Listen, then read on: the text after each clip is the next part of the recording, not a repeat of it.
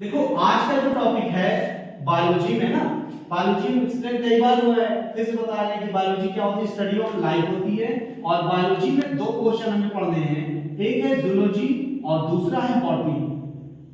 जो बायो मतलब जीव विज्ञान, और जीव विज्ञान किसने बनाई है पहले बताया गया है, इसके जनक हैं फादर है एरिस्टोटल, यानी कि अरस्तु, है ना, अरस्तु ने। तो अरस्तु ने ही जूलॉजी भी बनाई है और बॉटनी बनाई है। जूलॉजी का मतलब होता है जंतु विज्ञान, इसको जल्दी में बता रहे हैं क्योंकि पहले भी बता चुके हैं। और बॉटनी का मतलब होता है वनस्पति विज्ञान, ठीक है। इसको बनाया है थियोफ्रेस्टस ने। ये सब तो हो गया इंट्रोडक्शन। इंट्रोडक्शन कम समझ में आया तो इंट्रोडक्शन की वीडियो एक अलग से है ही है, उस पे देख लेंगे। अब ये आज का जो मेन टॉपिक है वो हम बता रहे हैं। टॉपिक देखिए हमारा क्या है। टॉपिक आज का हमारा है फोटोसिंथेसिस क्या होता है। फोटोसिंथेसिस यानी कि प्रकाश संश्लेषण। देखो अभी तो कंबाइंड बता देते हैं ना, मतलब हिंदी में भी रहता है इंग्लिश में भी रहता है। कोई ऐसा हो जिसको सिर्फ हिंदी में समझ में आता है तो सिर्फ हिंदी में भी समझा देंगे, है ना, कोई कमेंट करेगा बताए। और या फिर किसी को सिर्फ इंग्लिश में समझ में आता है तो वो भी हमारे पास है, सिर्फ इंग्लिश में भी बताया जा सकता है। लेकिन हम अभी थोड़ा सा मिक्स बताएंगे। देखिए फोटोसिंथेसिस के लिए अगर हम यहाँ पे आपको थोड़ा समझाएं, थोड़ा सा एक फिगर समझाना चाहेंगे ना। फिगर यहाँ पे ड्रॉ कर देते हैं, बिल्कुल रफली फिगर है, लगेगी कि मतलब जो है कैसे बनाएंगे, तो आप लोग के लिए बिल्कुल रफली हम फिगर बना दे रहे हैं।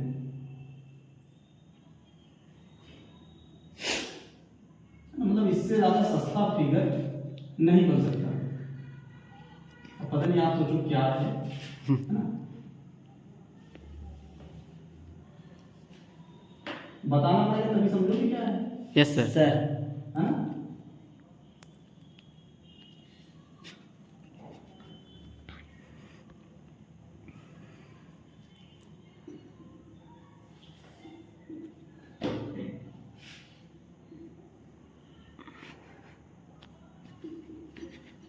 बताना जब समझ में आए।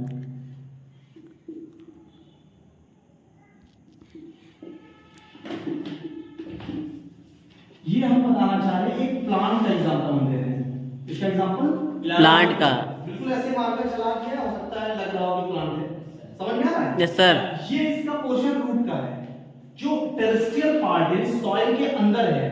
हमने एक शॉर्ट में बताया था, ध्यान होगा अगर नाइट्रोजन की बात करें एटमॉस्फेयर में, यहां से टॉपिक आ गया है, क्लास 9 में पूछा भी जाता है। नाइट्रोजन का एटॉमिक नंबर 7 है ना। Yes sir. तो 7 है, लेकिन इसका भी यहाँ पे इतना बड़ा टॉपिक नहीं है। हमारा जो एटमॉस्फेयर है इसकी बात हम करते हैं।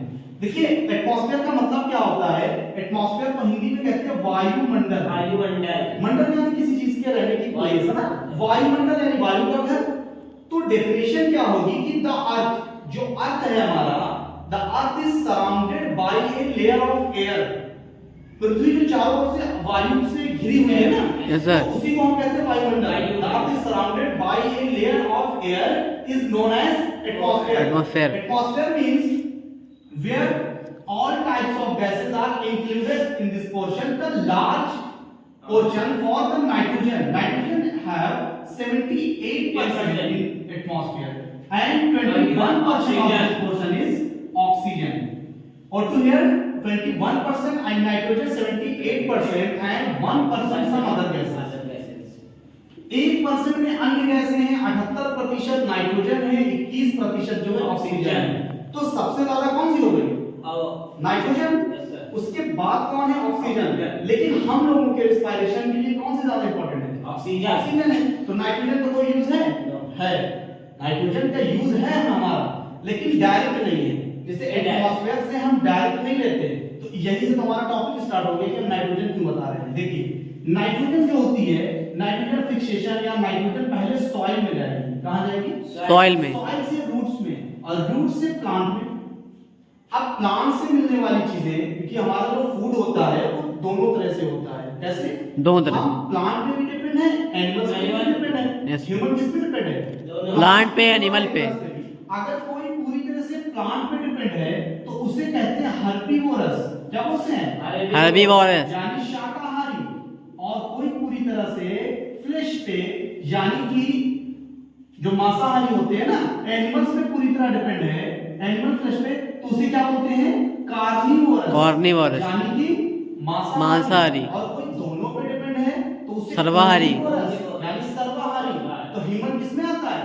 सर्वाहारी। भाई जिसमें शेर आएगा, इसमें टाइगर आएगा, उसी में ह्यूमन आएगा, है ना। लेकिन शेर और टाइगर और ह्यूमन में डिफरेंस क्या है?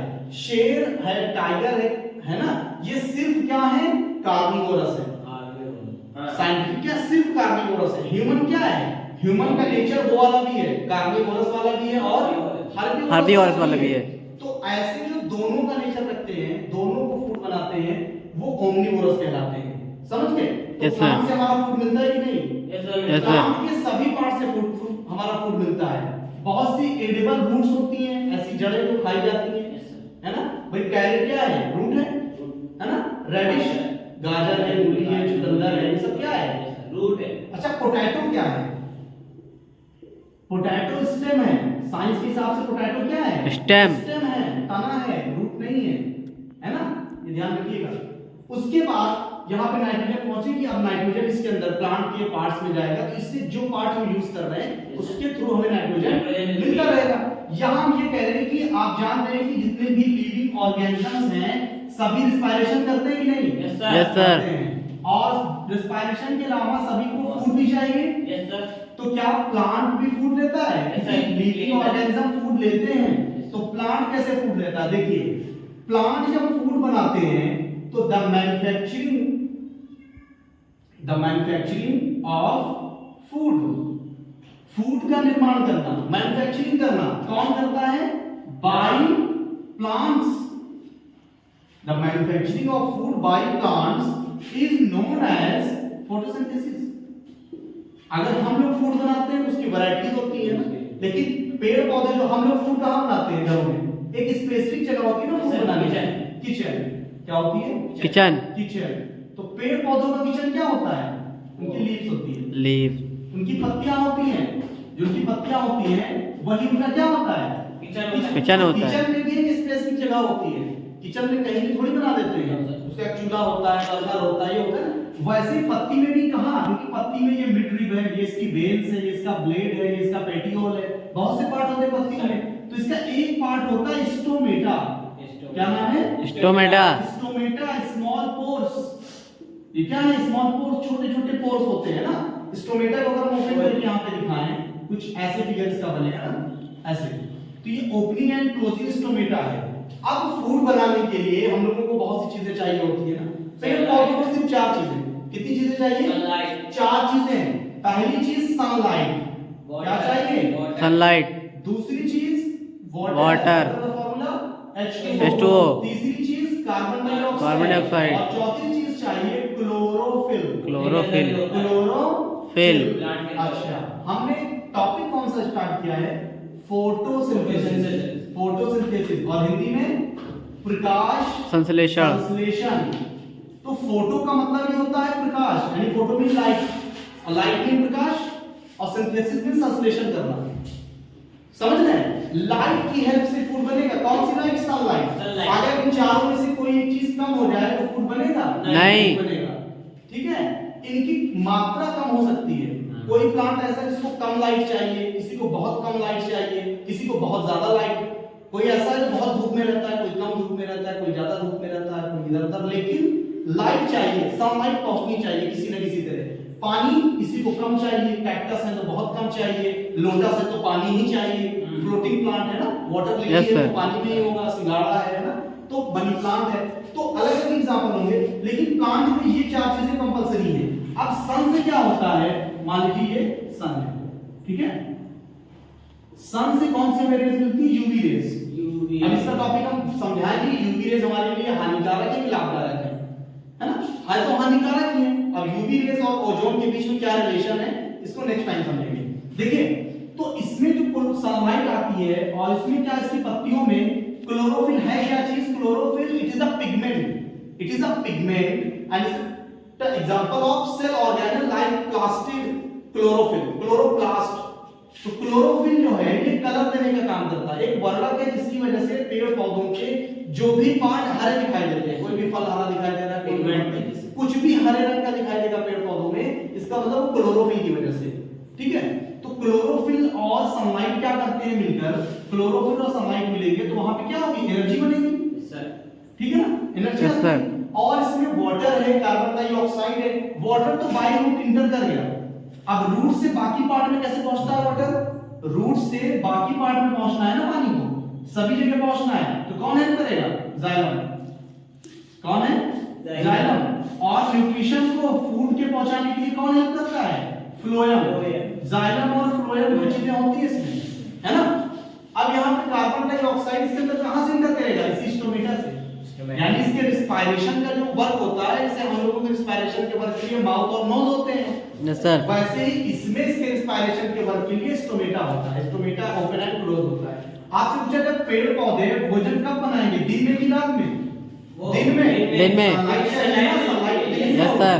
तो दिन में सनलाइट चाहिए, दिन ही में पानी चाहिए, दिन में CO2 चाहिए, दिन में क्लोरोफिल तो उन्हीं के अंदर होता है। क्लोरोफिल प्लांट में होता है, CO2 एटमॉस्फेयर में होता है। पूछा गया CO2 एटमॉस्फेयर में कितना है? 0.03%। जो 1% अदर गैसेस उसी में होता है। वाटर तो रूट से मिल जाएगा, है ना। यस सर, और सनलाइट सन से मिल जाएगा, ठीक है। वाटर सॉइल से, मिट्टी से हो जाएगा, होगा कि नहीं? अब ध्यान सुनो, 2 मिनट और सुन लो। तो ये हो गया ना।